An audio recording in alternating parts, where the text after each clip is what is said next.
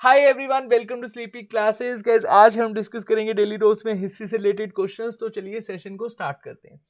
First question है, consider the following statements about the Santhal rule of 1855-1856। First statement है, Santhal were in a desperate situation as a tribal land were leased out. Second statement है, Santhal rebel were treated very leniently by British officials. Third statement है, Santhal inhabited areas were eventually constituted into separate administrative unit called Santhal पारागानास।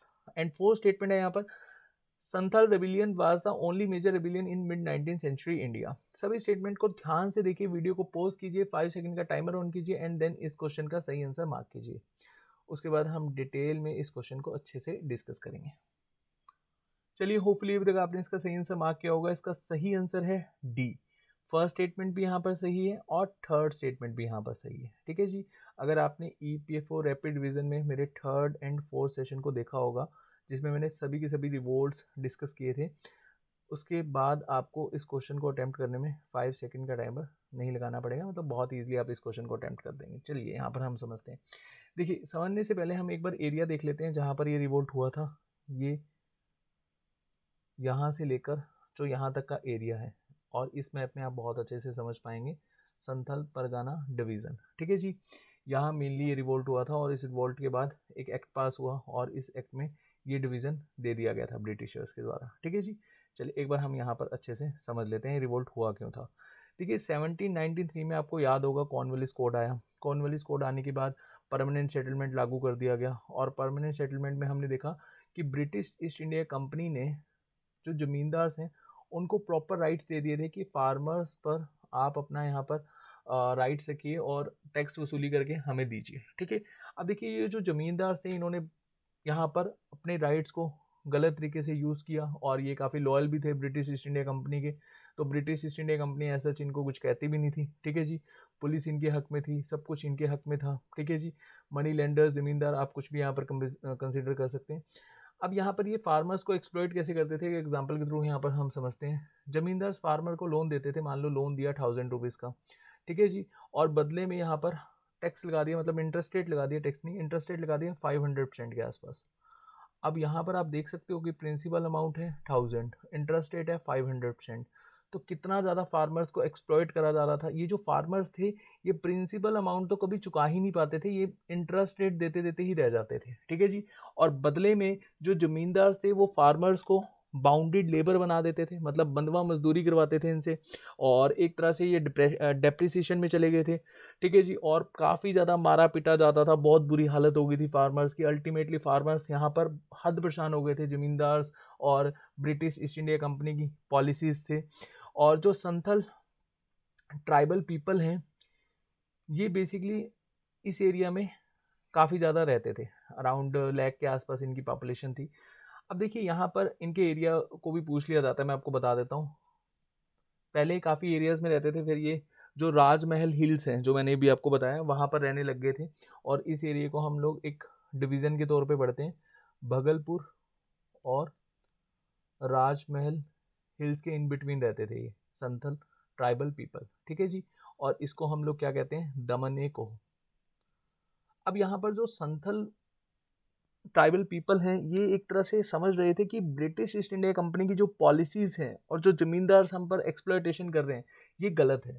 और ये मानते थे कि जो हमारे गोड हैं, मतलब जो ठाकुर जी हैं, उन्होंने हमें राइट्स दे रखे हैं। अगर हमारी इंडिपेंडेंस हमसे कोई छीनेगा तो उनके खिलाफ हम फाइट कर सकते हैं। तो फर्स्टली ये जो मूवमेंट था, मतलब संथल लोगों के लिए जो मूवमेंट था, ये 1854 में ही बेसिकली स्टार्ट हो गया था। और इसको स्टार्ट करा गया था लछिमपुर, एक जगह है लछिमपुर, आई थिंक मैं यहाँ पर नाम सही ले रहा हूँ। और ये स्टार्ट करा गया था भीड़ सिंह के द्वारा। लेकिन जो सही मूवमेंट था, मतलब आप ऐसे समझ लो कि जो संथल मूवमेंट था, उसको अगर हम समझें कि उसको किसके द्वारा यहाँ पर स्टार्ट करा गया था, ये 4 ब्रदर्स थे, लेकिन हम इन 2 भाइयों को ही पढ़ते हैं 4 में से। एक थे सिद्धू, यहाँ पे इनको सिद्धू याद रख लो, वैसे इनका नाम सिद्धू था। ठीक है। एंड कानू। और 4 भाई थे, मैं चारों का नाम बता देता हूँ, लेकिन अल्टीमेटली आपको 2 ही के नाम याद रखने हैं। एक का नाम था चांद, एक का नाम था भैरव। ये 4 भाई थे, इनको मुर्मू ब्रदर्स भी कहा जाता है। ठीक है जी। मेनली ये आपको एरिया समझ में आ गया। अच्छा, ब्रिटिश ईस्ट इंडिया कंपनी को ये डिकूज कहते थे। जो फॉरेन से आए हैं, मतलब यहाँ पर आकर रूल कर रहे हैं, इनको अल्टीमेटली हमें मार मार के यहाँ से भगाना है, ठीक है जी। अब ये रिवोल्ट इतना भयंकर हुआ, जहाँ पर भी इनको ब्रिटिश ईस्ट इंडिया कंपनी वाले दिखते थे, उनको पकड़ के सूद देते थे, मतलब मारते थे, पीटते थे, इवन जान से ही मार देते थे संथल ट्राइबल पीपल। और साथ साथ जमींदार्स को मारना शुरू कर दिया, मनी लेंडर्स को मारना शुरू कर दिया, ठीक है जी। महंस तो नहीं, यहाँ पर हम कहेंगे महाजन्स, उनको मारना पीटना शुरू कर दिया, ठीक है जी। और यहाँ पर रेलवे कंस्ट्रक्शन हो रही थी, वो उसको तबाह कर देते थे पूरा। और जो डाकिया डाक लेकर जाते थे, उसको पकड़कर उससे डाक छीन लेते थे, मतलब कोई भी ऐसा संदेश पास नहीं होने देते थे। मतलब अल्टीमेटली ये रिवोल्ट को ब्रिटिशर्स को शांत करने में काफ़ी मुशक्कत करनी पड़ी थी। और ये दौर याद रखना 1855 1856, ठीक है जी। और इस समय ब्रिटिश ईस्ट इंडिया कंपनी वाले यहाँ पर रूल कर रहे थे, ठीक है जी। तो ये आपको ध्यान होना चाहिए। अब देखिए, ब्रिटिश ईस्ट इंडिया कंपनी ने इस रिवोल्ट को शांत करने के लिए गाँव के गाँव तबाह कर दिए, 15 से 20 हज़ार संथल पीपल मार दिए, ठीक है जी। अल्टीमेटली जो सिद्धू थे वो अगस्त 1855 में पकड़े गए, और 1856 में यहाँ पर जो कानू थे वो भी पकड़े गए और इनको मार दिया गया, और संथल का जो रिवोल्ट था इसको शांत कर दिया गया। लेकिन यहाँ पर शांत करने के लिए ब्रिटिशर्स ने काफ़ी ज़्यादा, जैसे कि मैंने बताया, मुशक्कत करी थी। और इसके बाद ब्रिटिशर्स को लगा कि इन लोगों को राइट्स दे देने चाहिए। ब्रिटिशर्स ने एक टेनेंसी एक्ट पास करा, संथल परगना टेनेंसी एक्ट।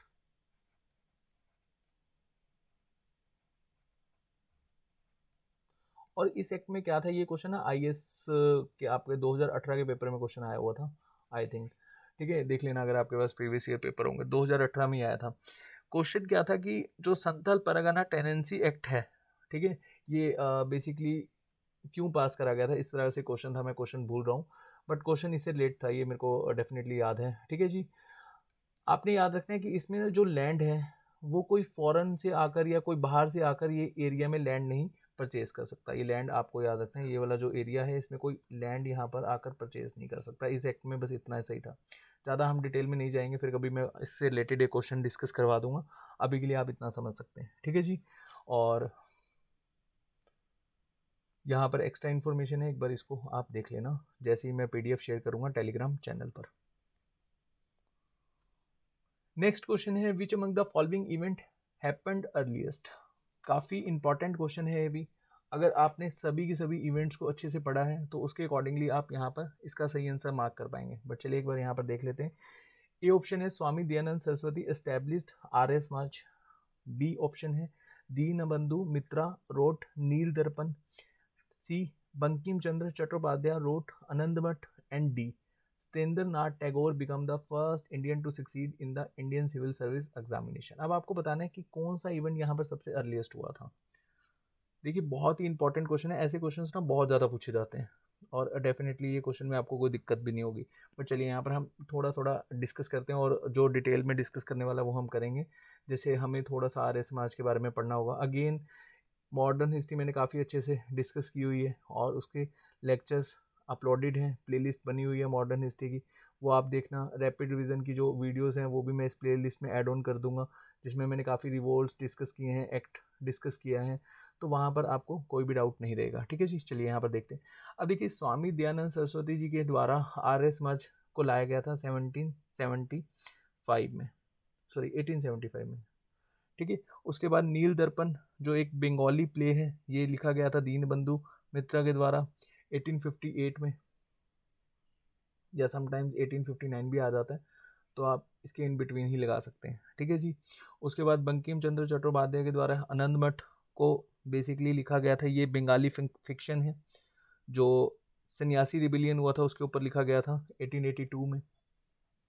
अब यहाँ पर सत्येंद्र नाथ टैगोर कब बने थे first ICS officer, first civil service officer, ठीक है, 1863 में, और ये एग्ज़ाम इन्होंने दिया था इंग्लैंड में। तो आप यहाँ पर देख सकते हैं कौन सा इवेंट पहले हुआ था, तो आपका आंसर हो जाएगा सही बी, दीनबंधु मित्रा जी के द्वारा जो लिखा गया था एक फिक्शन नील दर्पण। अब यहाँ पर थोड़ा सा हम समझ लेते हैं। देखिए, आर्य समाज जो था इसको बेसिकली कौन लेकर आया था, दयानंद सरस्वती जी। और दयानंद सरस्वती जी का नाम क्या था, मूल शंकर। अब देखिए, इनका जन्म हुआ था एक गुजराती ब्राह्मण फैमिली में, और आपको पता है उस समय काफ़ी ज़्यादा कास्टिज़म सिस्टम चल रहा था। और इनका जन्म हुआ था 1824 में और इनकी डेथ हुई थी 1883 में। ठीक है जी। अब देखिए स्वामी दयानंद सरस्वती एक बहुत ही इंपॉर्टेंट पर्सनैलिटी हैं। इन्होंने 21 की एज में अपना घर छोड़ दिया था और 36 की एज में इन्होंने वेदास की स्टडी कंप्लीट करी थी मथुरा से, और देन इन्होंने वेदास को कन्वर्ट किया था हिंदी में। और इनका मेन एम क्या था ज़िंदगी जीने का, कि हम लोगों को थोड़ा सा अपने धर्म के प्रति देखना चाहिए। मतलब हम एक तरह से जो हिंदू कल्चर है उसी में हम लोगों को रहना चाहिए। मतलब ये मानते थे कि जो वेदास का कल्चर है वो बेस्ट है, अभी के लिए जो रिफॉर्म्स हो रहे हैं वो नहीं होने चाहिए। जो मॉडर्न में रिफॉर्म्स हो रहे हैं, जैसे हमने काफ़ी अच्छे से रिफॉर्मिस्ट डिस्कस किए थे, और रिफॉर्मिस्ट जब भी हम कवर करते हैं तो एक नाम हमें हमेशा से ध्यान में आता है, राजा राम मोहन रॉय। ठीक है जी। तो ये चाहते थे कि जो ये रिफॉर्म्स हो रहे हैं वो गलत हैं, हमारी जो एक्चुअली में संस्कृति है हमें उसी में ही रहना चाहिए। और इनका एक बेस्ट स्लोगन है, वो भी आपको डेफिनेटली याद होगा, गो बैक टू वेदास। लेकिन हाँ, ये बात भी कहीं ना कहीं सच है कि रिवाइवलिस्ट तो थे, लेकिन ये मानते थे कि जो हिंदू में कुछ चीज़ें गलत हैं वो नहीं होनी चाहिए। मैं अभी आपको काफ़ी डिटेल में समझा देता हूँ। देखिए, जो स्वामी दयानंद सरस्वती जी के द्वारा आर्य समाज लाया गया था, इसका पहला जो ऑफिस है वो बना था मुंबई में। ठीक है जी। मतलब स्टार्ट हुआ था मुंबई में 1875 में। देन इसका जो हेडक्वार्टर है वो शिफ्ट करा गया था लाहौर में, और बहुत ही इसके डीप रूट्स, मतलब काफ़ी अच्छे से ये फैला था पंजाब, यूपी, बिहार, हरियाणा, राजस्थान में। और मेनली ये क्या कहते थे कि जो वेस्टर्न आइडियाज़ हैं, मतलब जो रिफॉर्म्स हो रहे हैं वो गलत हैं, उसको हम रिजेक्ट करते हैं, और जो हिंदू रिलीजन है वही कल्चर हमें फॉलो करना है। ठीक है जी। साथ साथ ये भी मानते थे कि जो कल्चर है हमारा, उसको हमें थोड़ा सा अच्छे से जानना भी होगा। ठीक है। ये नहीं है कि हम पहले वाला जो हम हिंदुज़म फॉलो कर रहे थे, जैसे सती प्रैक्टिस, उसके एंगेज में थे ये, और साथ साथ जो चाइल्ड मैरिज है उसके भी इंगेज में थे, आइडल वर्शिप उसके इंगेज में थे, सुपरस्टिशियस उसके इंगेज में थे। ठीक है जी। और जो कास्टिज्म में जो ब्राह्मण्स का डोमिनेंस था वो भी ये गलत ही मानते थे। हालांकि ये खुद ब्राह्मण फैमिली में पैदा हुए हैं, अभी मैंने आपको बताया। और जेंडर इक्वेलिटी में बिलीव करते थे। ठीक है जी। और ये चाहते थे कि जो बेसिकली एक कन्वर्जन हुआ है हमारे इंडिया में, वो कन्वर्जन गलत है। उस कन्वर्जन को देखते हुए इन्होंने एक शुद्धि मूवमेंट भी चलाया था कि जो लोग फोर्सफुली तरीके से जिनका कन्वर्जन हुआ है वो वापस आ सकते हैं अपने धर्म में। एंड एक पॉलिटिकल स्लोगन भी था इनका, इंडिया फॉर इंडियंस। ठीक है जी। कहीं ना कहीं हम यहाँ पर ये भी देखते हैं कि ये रिवाइवलिस्ट हैं, और ये सिर्फ और सिर्फ हिंदुज़म की बात कर रहे हैं, और कास्टिज्म सिस्टम को मानते थे लेकिन प्रॉपर वे में नहीं मानते थे। जो डोमिनेंस था ब्राह्मण्स का उसको गलत मानते थे, लेकिन कास्टिज्म सिस्टम, वर्ण सिस्टम ऐसे समझ लो आप, इसको ये फॉलो करते थे। ठीक है जी। एंड स्वामी दयानंद सरस्वती जी का जो मेनली बिलीव था वो था वेदास एंड पुराण की तरफ। ठीक है जी। और ये मानते थे कि जो इंडियंस हैं उनके लिए गुरुकुल्स ओपन होने चाहिए, जिससे हिंदू कल्चर काफ़ी अच्छे से, मतलब वो जान पाएंगे। एक तरह से वैदिक नॉलेज को स्प्रेड करना चाहते थे। एंड स्वामी दयानंद सरस्वती के जाने के बाद आपको पता ही होगा, दयानंद सॉरी वे जो आर्य समाज है वो दो पार्ट्स में डिवाइड हो गया था। 1886 में एक लिबरल सोच से यहाँ पर आर्य समाज आगे बढ़ा, और 1886 में डीएवी स्कूल्स खोले गए, दयानंद एंग्लो वैदिक स्कूल्स। लाहौर में इसकी फर्स्ट ब्रांच खुली 1886 में, और ये खोला गया था लाला हंसराज एंड लाला लाजपत राय के द्वारा। इनका मेन एम क्या था कि इंडियन नॉलेज के साथ साथ हमें वेस्टर्न नॉलेज भी मिलनी चाहिए।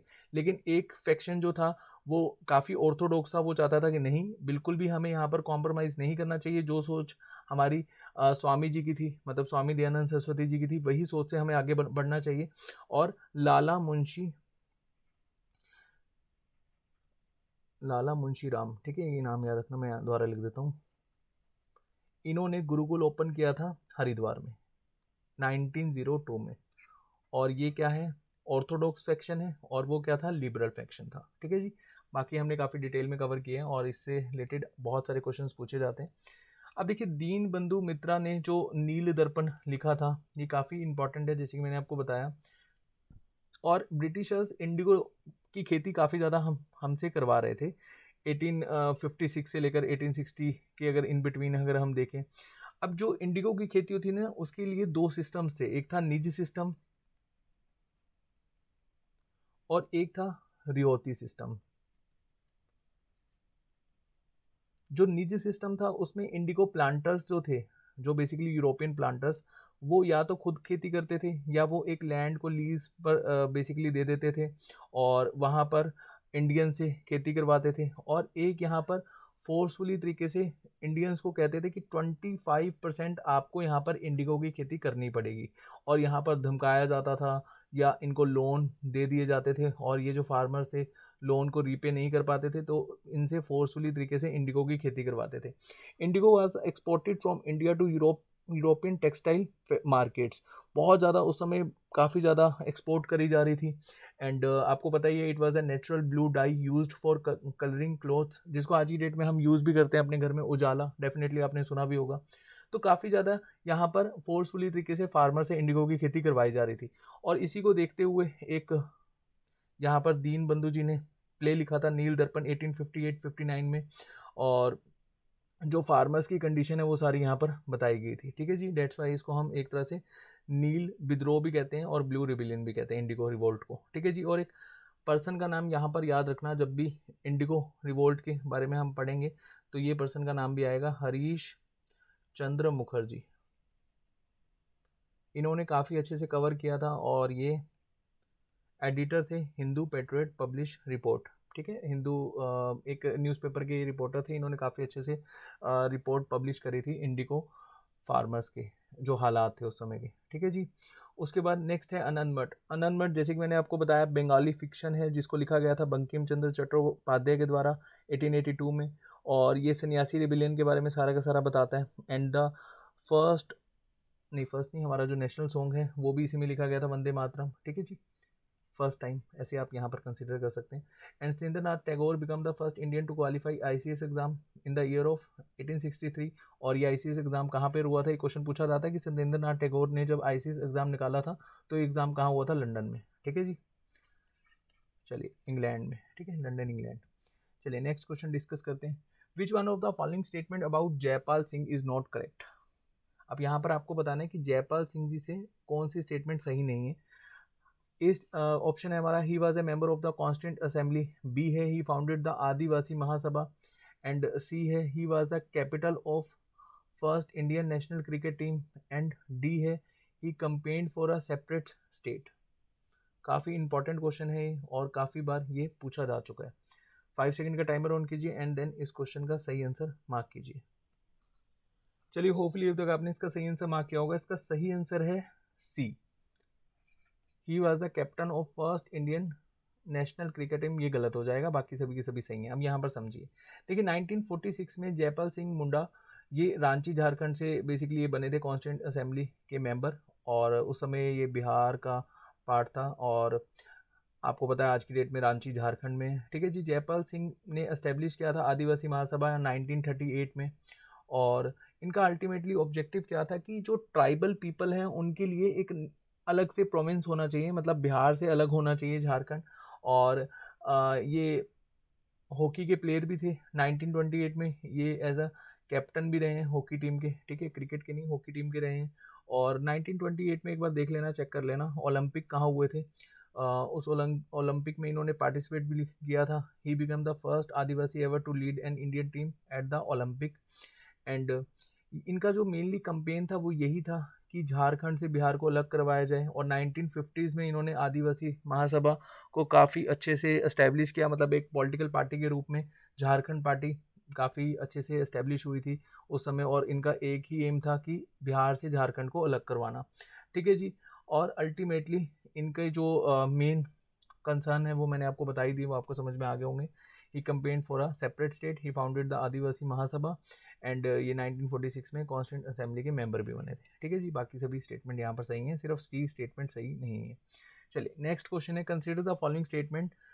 फर्स्ट स्टेटमेंट है the Harappa economy was based on agriculture. Second statement है in Indus valley civilization and elaborate drainage system are found. Third statement है Indus valley civilization sugar cane was unknown. And fourth statement है घाटोजी pre Harappa settlement has not been founded. सभी statement को ध्यान से देखिए, video को पॉज कीजिए एंड इस क्वेश्चन का सही आंसर मार्क कीजिए। चलिए होपफुली अभी तक आपने इसका सही आंसर मार्क किया होगा। इसकी सेकंड एंड थर्ड स्टेटमेंट आपकी बिल्कुल सही हो जाएगी अकॉर्डिंग टू ऑप्शन, यहाँ पर आपका बी ऑप्शन बिल्कुल सही हो जाएगा। ठीक है जी, अब देखिए इंडस वैली सिविलाइजेशन के बारे में हम थोड़ा सा पढ़ लेते हैं। देखिए इंडस वैली सिविलाइजेशन एक तरह से आप ऐसे समझ लो, कॉपर यहाँ पर इंट्रोड्यूस हो गया था, तो आप इसको कंसीडर कर सकते हो ये एक तरह की हमारी मॉडर्न सिविलाइजेशन है, मतलब ब्रॉन्ज एज सिविलाइजेशन है। और यहाँ पर लोग एक तरह से परमानेंट सेटलमेंट के लिए अपनी जगहों को तलाश कर रहे थे, ठीक है जी, एक सभ्यता बनाने की कोशिश कर रहे थे। उससे पहले का जो पीरियड है, प्री हिस्टोरियन पीरियड, उसमें इतना ज़्यादा लोग डेवलप नहीं थे, ठीक है, लेकिन यहाँ पर एक प्रॉपर सिविलाइजेशन हमें बनती हुई दिख रही थी। अब यहाँ पर जो लोग थे वो एग्रीकल्चर पे डिपेंड थे, लेकिन प्रॉपर वे में नहीं थे। यहाँ पर ब्रिक्स भी बनाई जा रही थी, इवन यहाँ पर जो लोग हैं वो आर्टिफिशियल ज्वेलरीज भी बनाते थे, ठीक है जी।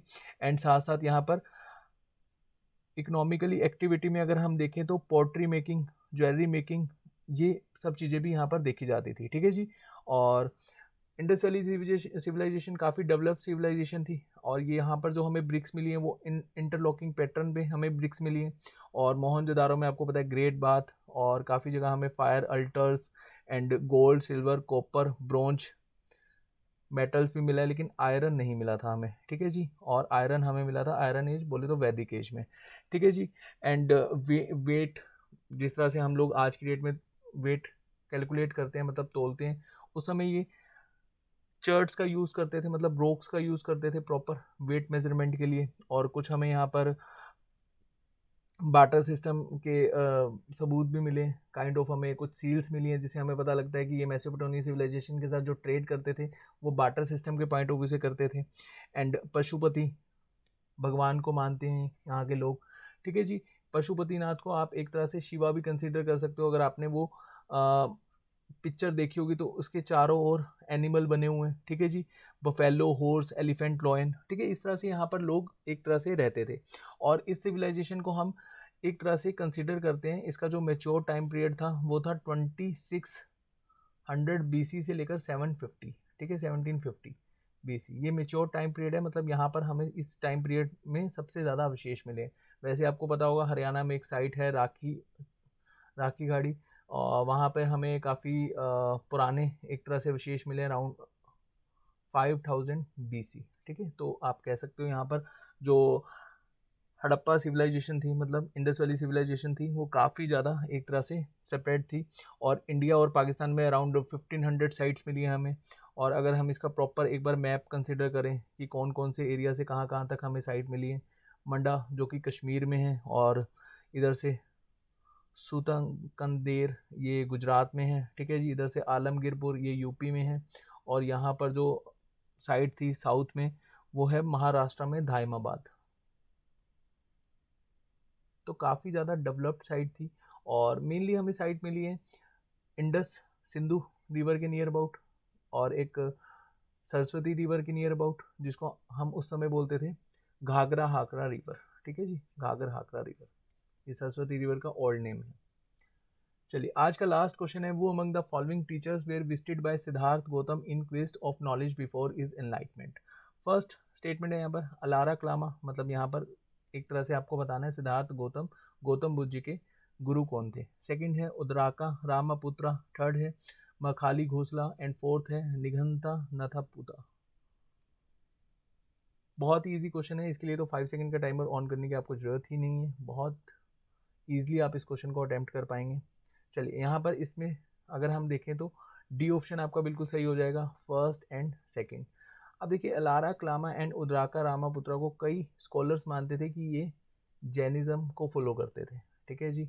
लेकिन अगर हम सही मानने में समझें, इन्होंने गौतम बुद्ध को काफ़ी अच्छे से एनलाइटमेंट होने में मदद की है। यहाँ पर समझिए अलारा क्लामा वो taught a form of meditation leading to an exalted form of absorption called stage of non thingness, ठीक है जी। अगर यहाँ पर उद्राका रामापुत्रा को समझे हम, तो meditation observation leading to the state of neither perception nor non perception, ठीक है जी। तो दोनों यहाँ पर एक तरह से गौतम बुद्ध के गुरु थे।